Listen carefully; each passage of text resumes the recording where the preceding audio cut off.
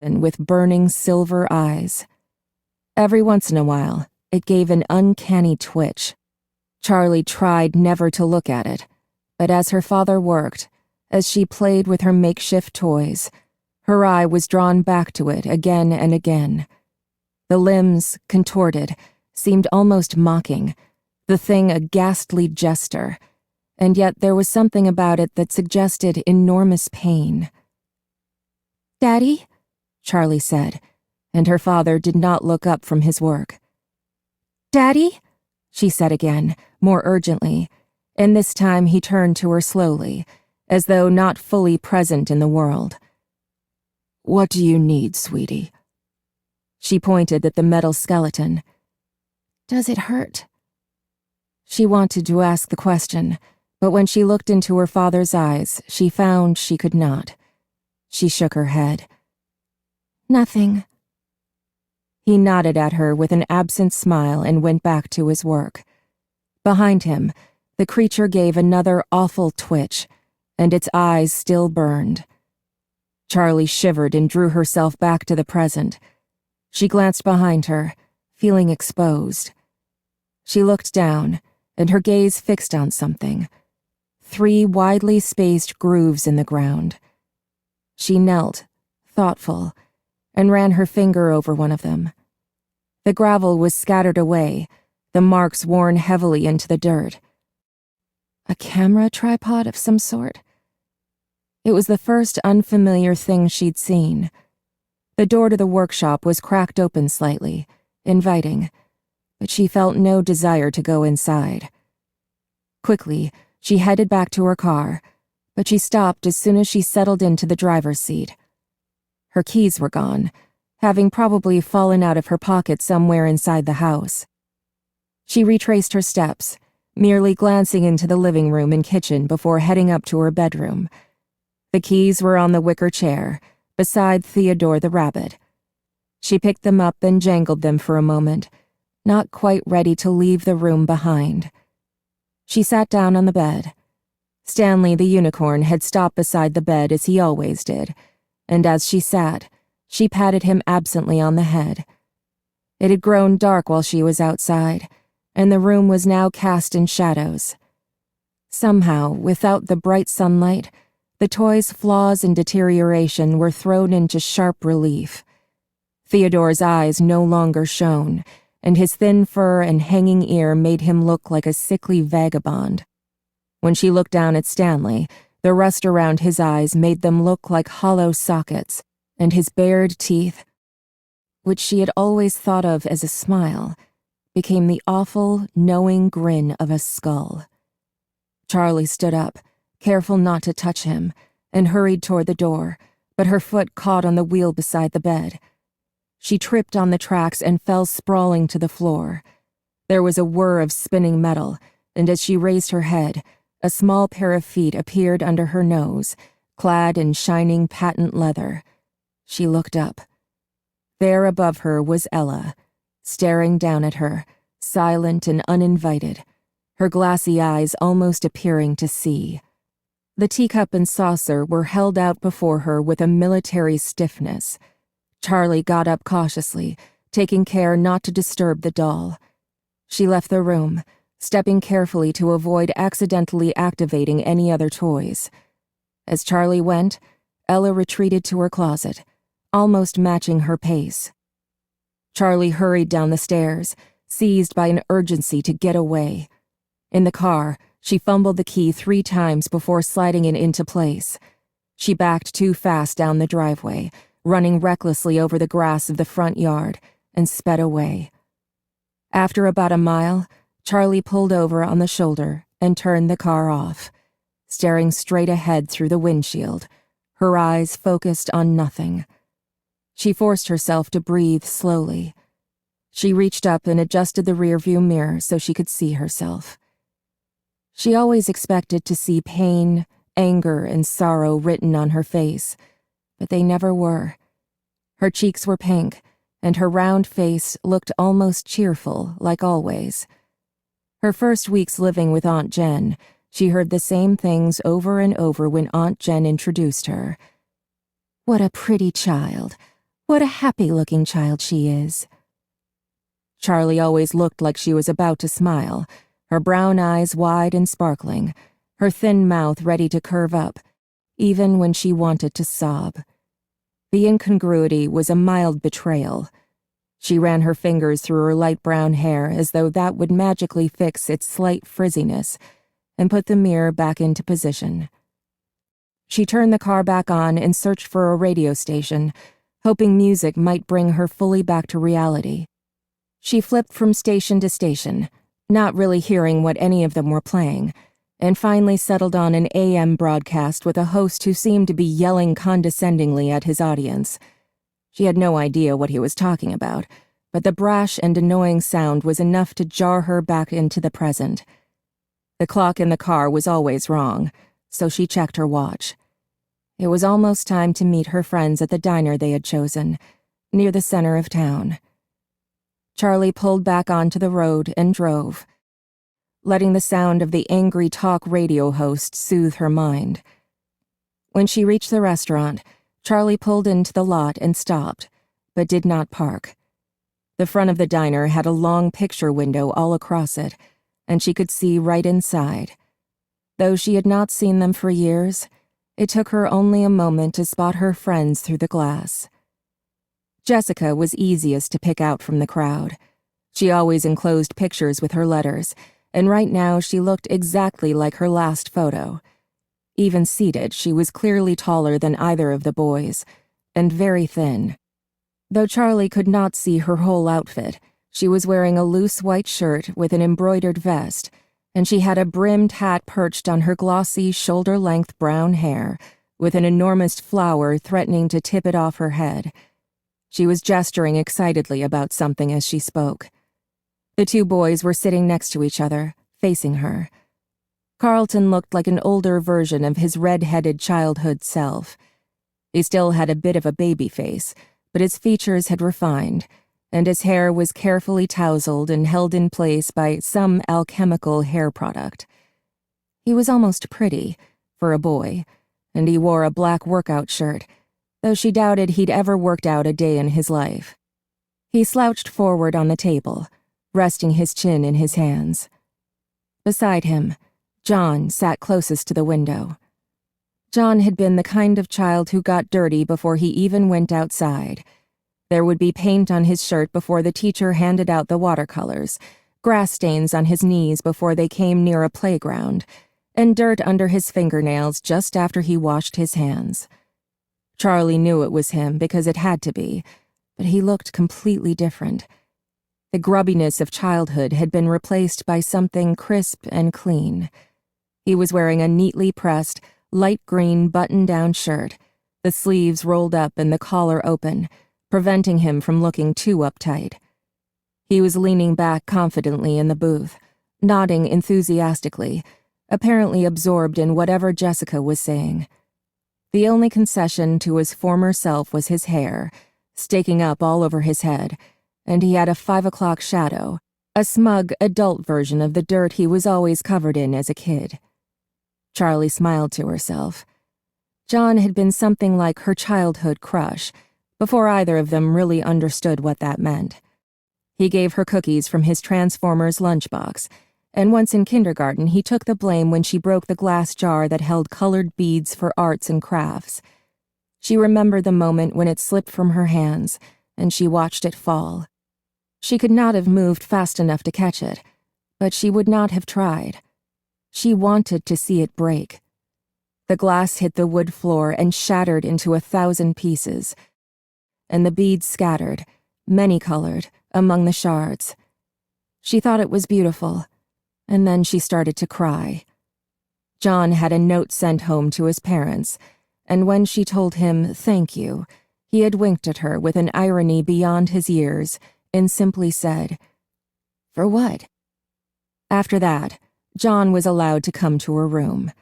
She let him play with Stanley and Theodore, watching anxiously the first time he learned to press the buttons and make them move. She would be crushed if he didn't like them, knowing instinctively that it would make her think less of him. They were her family. But John was fascinated as soon as he saw them. He loved her mechanical toys, and so she loved him. 2 years later, behind a tree beside her father's workshop, she almost let him kiss her. And then it happened, and everything ended, at least for Charlie. Charlie shook herself, forcing her mind back to the present. Looking again at Jessica's polished appearance, she glanced down at herself. Purple t-shirt, denim jacket, black jeans, and combat boots. It had felt like a good choice this morning, but now she wished she had chosen something else. This is all you ever wear, she reminded herself. She parked and locked the car behind her, even though people in Hurricane did not usually lock their cars. Then she went into the diner to meet her friends for the first time in 10 years. The warmth, noise, and light of the restaurant hit her in a wave as she entered. For a moment she was overwhelmed, but Jessica saw her pause in the doorway and shouted her name. Charlie smiled and went over. "Hi," she said awkwardly, flicking her eyes at each of them but not fully making contact. Jessica scooted over on the red vinyl bench and patted the seat beside her. "Here, sit," she said. "I was just telling John and Carlton about my glamorous life." She rolled her eyes as she said it, managing to convey both self-deprecation and the sense that her life was truly something exciting. "Did you know Jessica lives in New York?" Carlton said. There was something careful about the way he spoke, like he was thinking about his words before he formed them. John was silent, but he smiled at Charlie anxiously. Jessica rolled her eyes again, and with a flash of déjà vu, Charlie suddenly recalled that this had been a habit even when they were children. 8 million people live in New York, Carlton. It's not exactly an achievement," Jessica said. Carlton shrugged. "I've never been anywhere," he said. "I didn't know you still lived in town," Charlie said. "Where else am I going to live? My family has been here since 1896, he added, deepening his voice to mimic his father. "Is that even true?" Charlie asked. "I don't know," Carlton said in his own register. "Could be. Dad ran for mayor 2 years ago. I mean, he lost, but still, who runs for mayor?" He made a face. "I swear, the day I turn 18, I am out of here." "Where are you going to go?" John asked, looking seriously at Carlton. Carlton met his eyes, just as serious for a moment. Abruptly, he broke away and pointed out the window, closing one eye as if to get his aim true. John raised an eyebrow as he looked out the window, trying to follow the line Carlton was pointing to. Charlie looked too. Carlton wasn't pointing at anything. John opened his mouth to say something, but Carlton interrupted. "Or," he said as he smoothly pointed in the opposite direction. "Okay." John scratched his head, looking slightly embarrassed. "Anywhere, right?" he added with a laugh. "Where's everyone else?" Charlie asked, peering out the window and searching the parking lot for new arrivals. "Tomorrow," John said. "They're coming tomorrow morning," Jessica jumped in to clarify. "Marla's bringing her little brother. Can you believe it?" "Jason?" Charlie smiled. She remembered Jason as a little bundle of blankets with a tiny red face peeking out. "I mean, who wants a baby around?" Jessica adjusted her hat primly. "I'm pretty sure he's not a baby anymore," Charlie said, stifling a laugh. "Practically a baby," Jessica said. "Anyway, I booked us a room at the motel down by the highway. It was all I could find. The boys are staying with Carlton." "Okay," Charlie said. She was vaguely impressed by Jessica's organization, but she wasn't happy about the plan. She was loath to share a room with Jessica, who now seemed like a stranger. Jessica had become the kind of girl who intimidated her, polished and immaculate, speaking as though she had everything in life figured out. For a moment, Charlie considered going back to her old house for the night, but as soon as she thought it, the idea repelled her. That house, at night, was no longer the province of the living. "Don't be dramatic," she scolded herself. But now John was speaking. He had a way of commanding attention with his voice, probably because he spoke less often than everyone else. He spent most of his time listening, but not out of reticence. He was gathering information, speaking only when he had wisdom or sarcasm to dispense. Often it was both at once. "Does anyone know what's happening tomorrow?" They were all silent for a moment, and the waitress took the opportunity to come over for their order. Charlie flipped quickly through the menu, her eyes not really focusing on the words. Her turn to order came much faster than she was expecting, and she froze. Eggs," she said at last. The woman's hard expression was still fixed on her, and she realized she had not finished. "Scrambled, wheat toast," she added, and the woman went away. Charlie looked back down at the menu. She hated this about herself. When she was caught off guard, she seemed to lose all ability to act or process what was going on around her. People were incomprehensible, their demands alien. Ordering dinner shouldn't be hard, she thought. The others had begun their conversation again, and she turned her attention to them, feeling like she had fallen behind. "What do we even say to his parents?" Jessica was saying.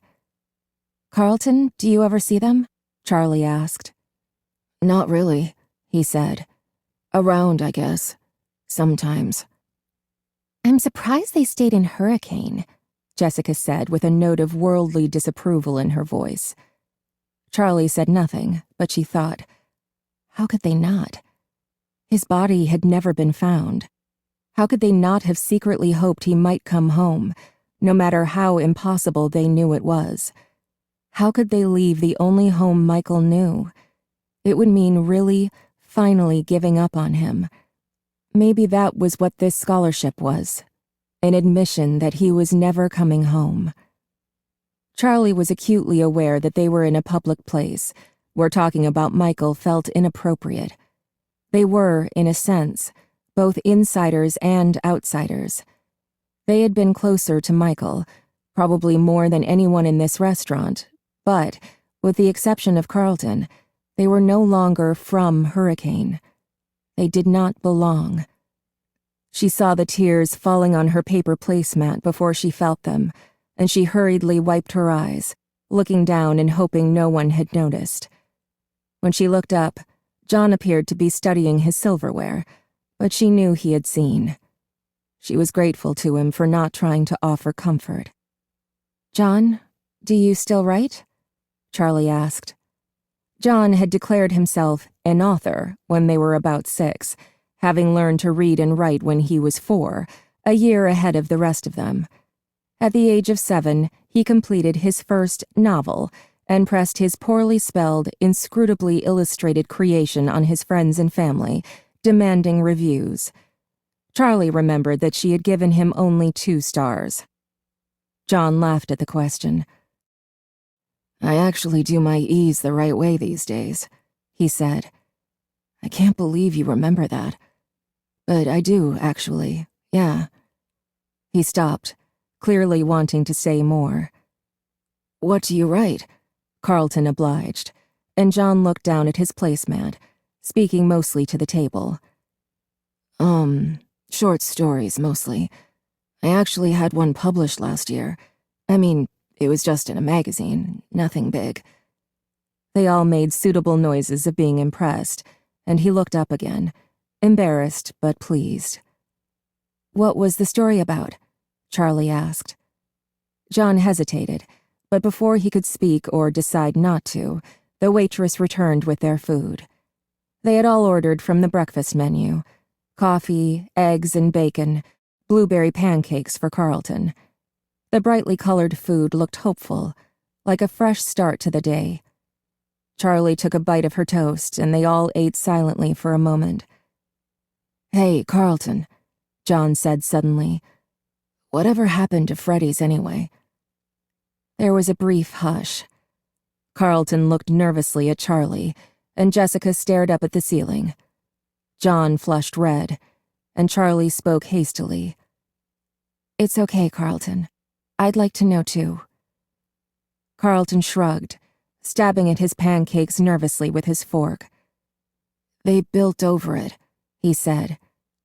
What did they build? Jessica asked. Is there something else there now? Was it built over or just torn down? John asked. Carlton shrugged again, quick, like a nervous tick. Like I said, I don't know.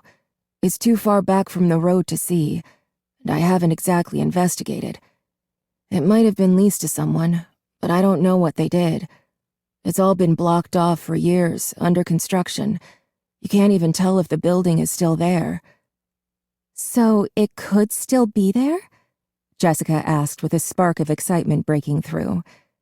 Like I said, I don't know, Carlton answered. Charlie felt the diner's fluorescent lights glaring down on her face, suddenly too bright. She felt exposed.